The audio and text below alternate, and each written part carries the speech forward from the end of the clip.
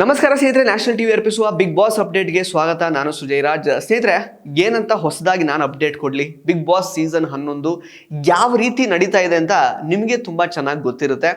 ಐಶ್ವರ್ಯ ಸಿಂಧುವಾಗಿ ಅವರು ನಿನ್ನೆ ಎಲಿಮಿನೇಟ್ ಆಗಿದ್ದಾರೆ. ಐಶ್ವರ್ಯ ಅವರು ಎಲಿಮಿನೇಟ್ ಆಗಿರೋದ್ರ ಬಗ್ಗೆ ನನಗೇನು ಅಷ್ಟೇನು ಆಶ್ಚರ್ಯ ಏನಿಲ್ಲ. ಯಾಕೆ ಅಂತ ಹೇಳಿದ್ರೆ, ಈ ಸೀಸನ್ನಲ್ಲಿ ಟಾಸ್ಕ್ಗಳನ್ನು ಹೊರತುಪಡಿಸಿ ಮನೆಯಲ್ಲಿ ಒಳ್ಳೆ ವ್ಯಕ್ತಿತ್ವವನ್ನು ಹೊಂದಿದ್ದಂಥವರು, ತುಂಬ ಜೆನ್ಯೂನ್ ಆಗಿ ಇದ್ದಂಥವರು, ಯಾರ ಜೊತೆಗೂ ಕಿರಿಕ್ ಮಾಡ್ಕೊಳ್ಳದೆ, ಗಲಾಟೆ ಮಾಡ್ಕೊಳ್ಳದೆ, ತುಂಬ ಸಾಫ್ಟ್ ಆಗಿದ್ದಂತಹ ವ್ಯಕ್ತಿಗಳು ಈಗಾಗಲೇ ಬಿಗ್ ಬಾಸ್ ಸೀಸನ್ 11ನಿಂದ ಗೇಟ್ ಪಾಸನ್ನು ಪಡ್ಕೊಂಡಿದ್ದಾರೆ. ಅದರಲ್ಲಿ ಪ್ರಮುಖವಾಗಿ ಧರ್ಮ ಮತ್ತು ಶಿಶಿರ್ ಅವರು. ಸೊ ಈ ಪ್ಯಾಟ್ರನ್ ನೋಡುವಾಗ ನಮಗೆ ತುಂಬ ಚೆನ್ನಾಗಿ ಆಟ ಆಡ್ಕೊಂಡು ಹೋಗ್ತಾ ಇರೋರು ಅಥವಾ ಜೆನ್ಯೂನ್ ಆಗಿರೋರು ಎಲಿಮಿನೇಟ್ ಆಗ್ತಾರೆ ಅನ್ನೋದರಲ್ಲಿ ಆಶ್ಚರ್ಯ ಏನಿಲ್ಲ ಬಿಡಿ. ಬಿಕಾಸ್ ಬಿಗ್ ಬಾಸ್ ಸೀಸನ್ 11ಕ್ಕೆ ಬೇಕಾಗಿರೋದು ಕೇವಲ ಕಿರಿಕಿರಿ ಮಾಡೋವಂಥವ್ರು, ಗಲಾಟೆ ಮಾಡೋವಂಥವ್ರು, ಅಪಹಾಸ್ಯ ಮಾಡೋವಂಥವ್ರು ಅಥವಾ ಟಾಸ್ಕ್ಗಳಲ್ಲಿ ಮೋಸ ಮಾಡ್ಕೊಂಡು ಆಟ ಆಡುವಂಥವ್ರು, ಹಾಗೆಯೇ ಅವಹೇಳನಕಾರಿಯಾಗಿ ಮಾತಾಡುವಂತಹ ಕೆಲವು ವ್ಯಕ್ತಿಗಳು, ಹಾಗೆಯೇ ತಳ್ಳೋದು, ದೂಡೋದು, ಇದೆಲ್ಲ ಮಾಡುವಂತಹ ವ್ಯಕ್ತಿಗಳೇ ಬಿಗ್ ಬಾಸ್ ಸೀಸನ್ 11ಕ್ಕೆ ಫೇವ್ರೇಟ್ ಅಂತ ಅನಿಸುತ್ತೆ. ಸೊ ಅವರೆಲ್ಲ ಒಳಗಡೆ ಇದ್ದಾರೆ ಸದ್ಯಕ್ಕೆ. ಅವರನ್ನು ಹೊರತುಪಡಿಸಿದ್ರೆ ತುಂಬ ಜೆನ್ಯೂನ್ ಆಗಿ ಆಟ ಆಡ್ಕೊಂಡು ಬಂದಂಥವ್ರು ಯಾರು ಕೂಡ ಬಿಗ್ ಬಾಸ್ ಸೀಸನ್ 11ನಲ್ಲಿ ಉಳ್ಕೊಳ್ತಾ ಇಲ್ಲ. ಮುಂದಕ್ಕೆ ಹನುಮಂತ ಮತ್ತು ಧನರಾಜ್ ಅವ್ರಿಗೂ ಇದೇ ಒಂದು ಸಿಚುವೇಶನ್ ಬಂದ್ರೂ ಆಶ್ಚರ್ಯ ಇಲ್ಲ. ಇನ್ನು ನಿನ್ನೆ ಆಗಿರುವಂತಹ ಎಲಿಮಿನೇಷನ್ ಬಗ್ಗೆ ನನ್ನ ತಕರಾರು ಯಾಕೆ ಅಂತ ಹೇಳಿದ್ರೆ, ಆಲ್ರೆಡಿ ಭವ್ಯ ಅವರು ಯಾವ ರೀತಿ ಕ್ಯಾಪ್ಟನ್ ಆದ್ರು ಅನ್ನೋದನ್ನ ಸುದೀಪ್ ಅವರು ಸ್ಯಾಟರ್ಡೆ ಎಪಿಸೋಡಲ್ಲಿ ಎಳೆಯಾಗಿ ಬಿಚ್ಚಿಟ್ರು. ಎಲ್ಲೆಲ್ಲಿ ತಪ್ಪಾಯಿತು, ಯಾರ್ಯಾರು ಎಲ್ಲೆಲ್ಲಿ ಸ್ಟ್ಯಾಂಡ್ ತಗೊಳ್ಬೇಕಾಗಿತ್ತು ಅದೆಲ್ಲವನ್ನ ತುಂಬಾ ಸರಿಯಾಗಿ ಬಿಚ್ಚಿಟ್ರು. ಭವ್ಯ ಅವರು ಆಲ್ರೆಡಿ ಹೇಳಿದ್ರು, ಈ ಕ್ಯಾಪ್ಟನ್ಸಿ ವಿಚಾರದಲ್ಲಿ ಏನಾದರೂ ತಪ್ಪಿದೆ ಅಂತ ಗೊತ್ತಾದರೆ ನಾನು ಕ್ಯಾಪ್ಟನ್ ಈ ಒಂದು ಕ್ಯಾಪ್ಟನ್ಸಿಯಿಂದ ನಾನು ಕೆಳಗೆ ಇಳಿತೀನಿ ಅಂತ ಹೇಳಿದ್ರು. ಬಟ್ ಅದನ್ನು ಅವ್ರು ಮಾಡಲಿಲ್ಲ. ತುಂಬ ಅಳ್ತಾ ಕೂತಿದ್ರು. ಯಾವುದೇ ರೀತಿಯಾದಂತಹ ಡಿಫೆನ್ಸಿವ್ ಆಗಿ ಒಂದು ಮಾತುಗಳು ಕೂಡ ಅವರ ಬಾಯಿಂದ ಬರಲಿಲ್ಲ. ಒಂದು ಸಾರಿ ಕೂಡ ಬರಲಿಲ್ಲ. ತಪ್ಪಾಗಿದೆ, ನನ್ನಿಂದ ತಪ್ಪಾಯಿತು. ಅವರು ಗಮನ ಕೊಟ್ಟಿರಲಿಲ್ವೋ ಆಟ ಆಡುವಾಗ, ಬೇರೆ ಕಡೆ ಅವರ ಗಮನ ಇತ್ತು, ಅದೆಲ್ಲ ಫೈನ್ ಇಟ್ಕೊಳ್ಳೋಣ. ಒಂದೇ ಒಂದು ನನ್ನಿಂದ ತಪ್ಪಾಯಿತು ಅಂತ ಮಾತು ಬರಲಿಲ್ಲ. ಮತ್ತು ಅವರೇ ಹೇಳಿದ ಹಾಗೆ ಇದರಲ್ಲಿ ತಪ್ಪಾಗಿದೆ ಅಂತ ಗೊತ್ತಾದರೆ, ಪ್ರೂವ್ ಆದರೆ ಅದು ಸ್ಯಾಟರ್ಡೆ ಎಪಿಸೋಡಲ್ಲಿ ಗೊತ್ತಾಗುತ್ತೆ. ನಾನು ಕ್ಯಾಪ್ಟನ್ಸಿಯಿಂದ ಕೆಳಗೆ ಇಳಿತೀನಿ ಅಂತ ಹೇಳಿದ್ರು, ಅದನ್ನು ಮಾಡಲಿಲ್ಲ. ಇದು ಯಾವ ರೀತಿ ಧೋರಣೆ ಅಂತ ಅರ್ಥ ಆಗ್ತಾ ಇಲ್ಲ.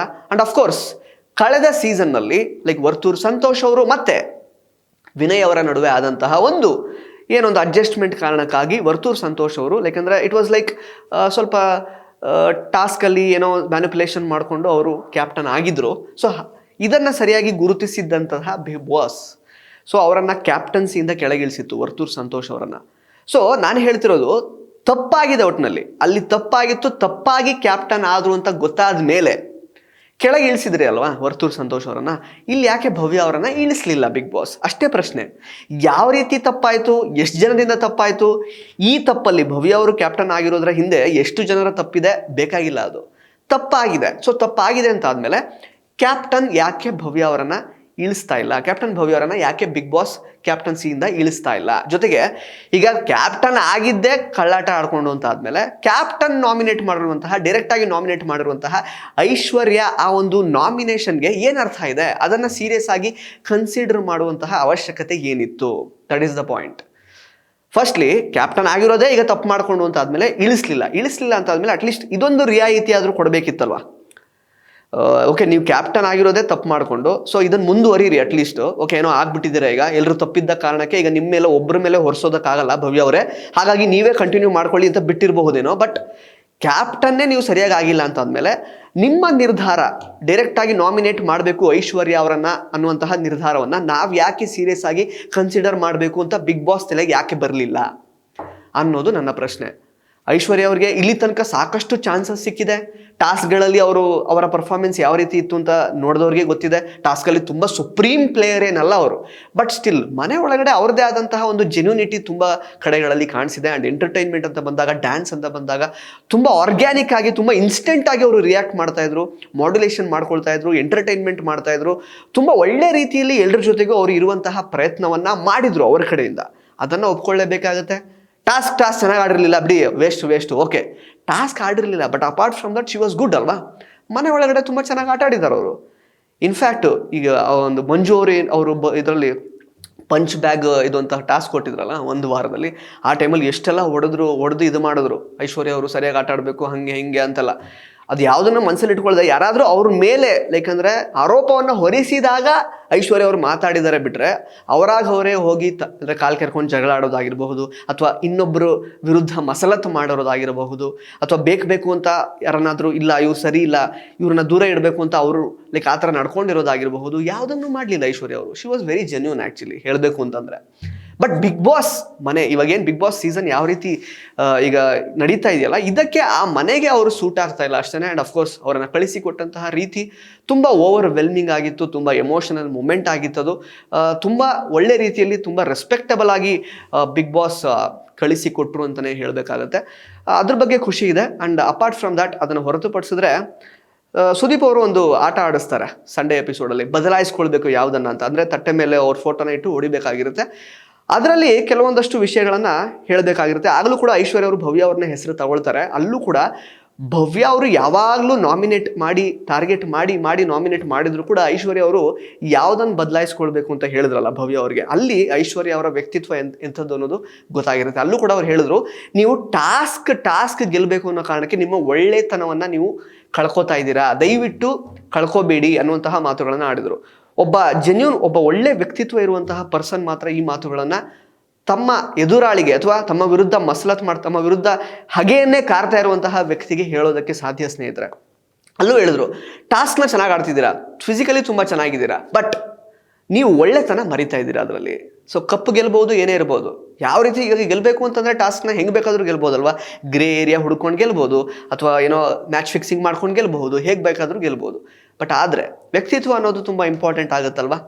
ಕರ್ಣನ್ ಪಟ್ಟು ಸೆಂಟರ್ ಹರಿದ ಹಳೆ ರೇಷ್ಮೆ ಜರಿ ಸೀರೆಗಳಿದ್ರೆ ಬಿಸಾಕಬೇಡಿ, ಇವರಿಗೆ ಕೊಟ್ರೆ ಸ್ಪಾಟಲ್ಲೇ ಕೈ ತುಂಬ ದುಡ್ಡು. ಇನ್ನು ಡೀಟೇಲ್ಸ್ ಬೇಕು ಅಂದ್ರೆ 6380413916 ಈ ನಂಬರ್ಗೆ ಕಾಲ್ ಮಾಡಿ ಅಂತ.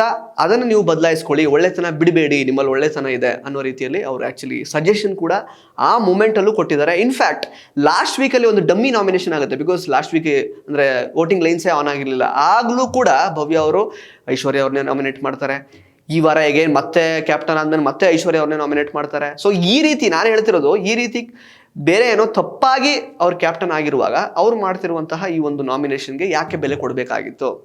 ಸೊ ಈ ರೀತಿಯಲ್ಲಿ ಲೈಕ್ ಐಶ್ವರ್ಯ ಅವರು ಹೊರಗಡೆ ಹೋಗಿರುವಂಥದ್ದು ನಿಜವಾಗ್ಲೂ ಅನ್ಯಾಯ ಅಂತಲೇ ಹೇಳಬೇಕು. ಆ್ಯಂಡ್ ಲಾಸ್ಟ್ ಸೀಸನ್ ಒಂದು ನ್ಯಾಯ, ಈ ಸೀಸನಲ್ಲಿ ಇನ್ನೊಂದು ನ್ಯಾಯ. ಇದನ್ನು ಯಾವಾಗ ಸರಿಪಡಿಸ್ಕೊಳ್ತಾರೆ, ಯಾವ ರೀತಿ ಸರಿಪಡಿಸ್ಕೊಳ್ತಾರೆ ಅಂತ ಬಿಗ್ ಬಾಸ್ ತೀರ್ಮಾನ ಮಾಡಬೇಕು. ಇನ್ನೇನು ತೀರ್ಮಾನ ಮಾಡೋಕ್ಕೇನಿಲ್ಲ, ಇನ್ನು ಮುಗ್ದೋಯ್ತಲ್ಲಿ. ಕ್ಯಾಪ್ಟನ್ ಆಗಿದ್ದಾರೆ ಭವ್ಯ, ಕಂಟಿನ್ಯೂ ಮಾಡ್ತಾ ಇದ್ದಾರೆ. ಅವ್ರಿಗೂ ಏನೋ ಗಿಲ್ಟ್ ಫೀಲಿಂಗ್ ಇಲ್ಲ ಅನಿಸುತ್ತೆ. ಅವ್ರು ಸಾರಿನೂ ಕೇಳ್ತಾ ಇಲ್ಲ, ಏನೂ ಮಾಡ್ತಾ ಇಲ್ಲ. ಸುಮ್ಮನೆ ಒಂದು ತಪ್ಪಿಂದ ಇಷ್ಟೊಂದೆಲ್ಲ ಅವಾಂತರ ಆಗಿದೆ. ಜೆನ್ಯೂನ್ ಪರ್ಸನ್ ಆದಂತಹ ಐಶ್ವರ್ಯ ಹೊರಗಡೆ ಹೋಗಿದ್ದಾರೆ. ಅದನ್ನು ಹೊರತುಪಡಿಸಿದ್ರೆ ಬದಲಾಯಿಸ್ಕೊಳ್ಬೇಕು ಅನ್ನುವಂತಹ ಟಾಸ್ಕಲ್ಲಿ ಮಂಜು ಅವರಿಗೆ ಮೋಕ್ಷಿತಾ ಅವರು ಆ್ಯಕ್ಚುಲಿ ಕೆಲವೊಂದು ಮಾತುಗಳನ್ನು ಹೇಳಿದ್ರು. ಯಾಕೆ ನಿಮ್ಮನ್ನು ನೀವು ಕೆಳಗೆ ಹಾಕ್ಕೊಳ್ತಾ ಇದ್ದೀರಾ ಗೌತಮಿ ಅವ್ರ ಎದುರುಗಡೆ? ಅವ್ರು ವಾಯ್ಸ್ ರೈಸ್ ಮಾಡಿದ್ರೆ ನೀವು ಸುಮ್ಮನೆ ಆಗ್ಬಿಡ್ತೀರಾ ಸೈಲೆಂಟ್ ಆಗಿ, ಇಷ್ಟೆಲ್ಲ ಲೀನಿಯನ್ಸ್ ಕೊಡುವಂತಹ ಅವಶ್ಯಕತೆ ಏನಿತ್ತು ಅಂತ. ತುಂಬ ಒಳ್ಳೆ ಮಾತು ಆ್ಯಕ್ಚುಲಿ ಮೋಕ್ಷಿತಾ ಅವ್ರು ಹೇಳಿರೋದು.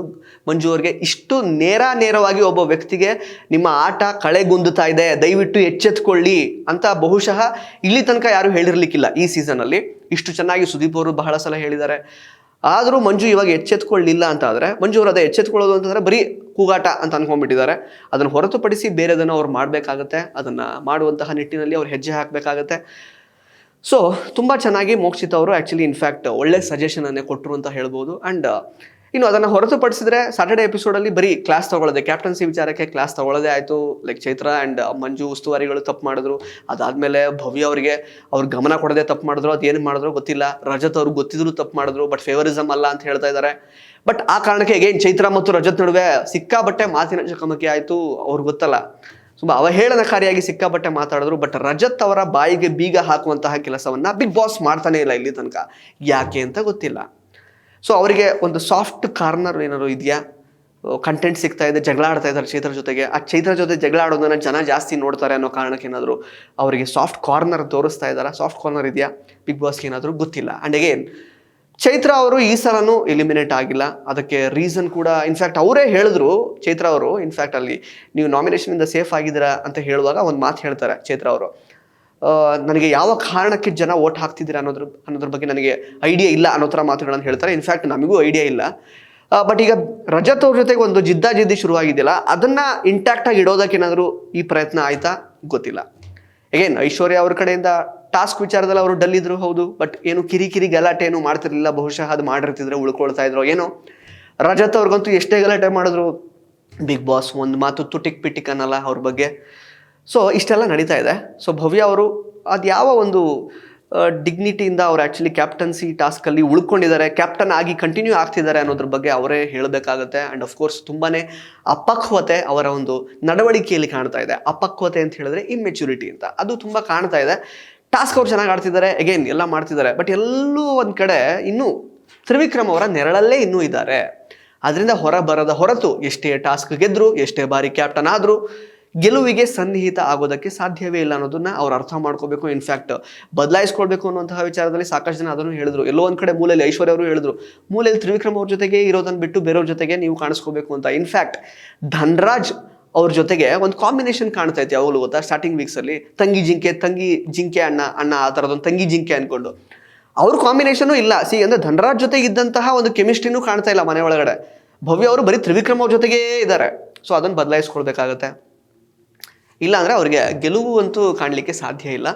ಅದನ್ನು ಹೊರತುಪಡಿಸಿದ್ರೆ ನಿನ್ನೆ ಎಪಿಸೋಡ್ ತುಂಬಾ ಫನ್ನಿ ಆಗಿತ್ತು. ಸುದೀಪ್ ಅವರು ತುಂಬ ಚೆನ್ನಾಗಿ ನಡೆಸಿಕೊಟ್ರು, ಅದ್ರ ಬಗ್ಗೆ ಎರಡು ಮಾತೇ ಇಲ್ಲ. ಮತ್ತು ಇಯರ್ ರಿಂಗ್ ಕೊಟ್ಟಿದ್ದಾಗಿರಬಹುದು, ಗಿಫ್ಟ್ ಕೊಡುವಂತಹ ಸಂದರ್ಭದಲ್ಲಿ ಚೈತ್ರ ಅವರು ಐಶ್ವರ್ಯ ಅವರಿಗೆ ಕೊಟ್ಟಂತಹ ಗಿಫ್ಟ್ ತುಂಬಾ ಓವರ್ವೆಲ್ಮಿಂಗ್ ಆಗಿತ್ತು, ತುಂಬ ಎಮೋಷನಲ್ ಮೂಮೆಂಟ್ ಆಗಿತ್ತು ಅದು. ಆ್ಯಂಡ್ ಕಿಚ್ಚ ಸುದೀಪ್ ಅವರು ಚೈತ್ರ ಅವರಿಗೆ ಹಾಗೆ ರಜತ್ ಅವರಿಗೆ ಲೈಕ್ ಅಂದರೆ ಇಯರ್ ರಿಂಗ್ಸ್ ಕೊಟ್ಟರಲ್ಲ, ದಟ್ ವಾಸ್ ಲೈಕ್ ಒಂದು ಮೂಮೆಂಟ್ ಆಫ್ ದ ಡೇ ಅಂತ ಹೇಳ್ಬೋದು. ಅಷ್ಟು ಚೆನ್ನಾಗಿತ್ತು. ಅವರ ಉದಾರ ಮನೋಭಾವಕ್ಕೆ ಒಂದು ಕುಡೋಸ್ ಹೇಳಲೇಬೇಕು. ಸುದೀಪ್ ಅವ್ರ ಬಗ್ಗೆ ನಿಮಗೂ ತುಂಬ ಚೆನ್ನಾಗಿ ಗೊತ್ತಿರುತ್ತೆ ಅವ್ರು ಯಾವ ರೀತಿ ಪರ್ಸನ್ ಅಂತ. ಅದನ್ನು ಮತ್ತೆ ಅವರು ಲೈಕ್ ಅಂದರೆ ಪ್ರೂವ್ ಮಾಡ್ತಾನೆ ಇದ್ದಾರೆ. ಪ್ರೂವ್ ಅನ್ನೋದಕ್ಕಿಂತ ಆ ವ್ಯಕ್ತಿ ಇರೋದೇ ಹಾಗೆ. ಅದನ್ನು ಹೊರತುಪಡಿಸಿದ್ರೆ ಬಿಗ್ ಬಾಸ್ ಈ ಒಂದು ಅನ್ಯಾಯದ ಬಗ್ಗೆ, ಕ್ಯಾಪ್ಟನ್ಸಿಯಲ್ಲಿ ಆಗಿದ್ದಂತಹ ಅನ್ಯಾಯದ ಬಗ್ಗೆ, ಹಾಗೆಯೇ ಐಶ್ವರ್ಯ ಅವರು ಆ ಫೇಕ್ ಕ್ಯಾಪ್ಟನ್ನಿಂದ ಸಿಕ್ಕಂತಹ ಒಂದು ಎಲಿಮಿನೇಷನ್ ಬಗ್ಗೆ ನ್ಯಾಯ ಅಂತೂ ಕೊಡಲಿಲ್ಲ. ಇನ್ನು ಮುಂದೆ ಈ ರೀತಿ ಎಷ್ಟು ಒಳ್ಳೆತನದ ಬಲಿ ಆಗುತ್ತೋ ಮುಂದಿನ ವಾರಗಳಲ್ಲಿ ಗೊತ್ತಿಲ್ಲ ಸ್ನೇಹಿತರೆ. ನಿಮಗೇನು ಅನ್ನಿಸ್ತೋ ಐಶ್ವರ್ಯ ಅವರು ಔಟ್ ಆಗಿರೋದು, ಹಾಗೆಯೇ ಐಶ್ವರ್ಯ ಸಿಂಧೋಗಿ ಅವರ ಸಂದರ್ಶನವನ್ನು ಇವತ್ತು ನಾವು ಮಾಡ್ತಾ ಇದ್ದೀವಿ. ನೀವು ಕೂಡ ನಿಮ್ಮ ಪ್ರಶ್ನೆಗಳನ್ನು ಕಮೆಂಟ್ ಬಾಕ್ಸಲ್ಲಿ ಕಮೆಂಟ್ ಮಾಡಿ ತಿಳಿಸಬಹುದು. ಹಾಗೆಯೇ ಭವ್ಯ ಅವರ ಧೋರಣೆ ಬಗ್ಗೆ, ರಜತ್ ಅವರ ಅವಹೇಳನಕಾರಿ ವರ್ತನೆ ಬಗ್ಗೆ, ಎಲ್ಲದರ ಬಗ್ಗೆ ದಯವಿಟ್ಟು ಕಮೆಂಟ್ ಬಾಕ್ಸಲ್ಲಿ ಕಮೆಂಟ್ ಮಾಡಿ ತಿಳಿಸಿ. ಧನ್ಯವಾದ.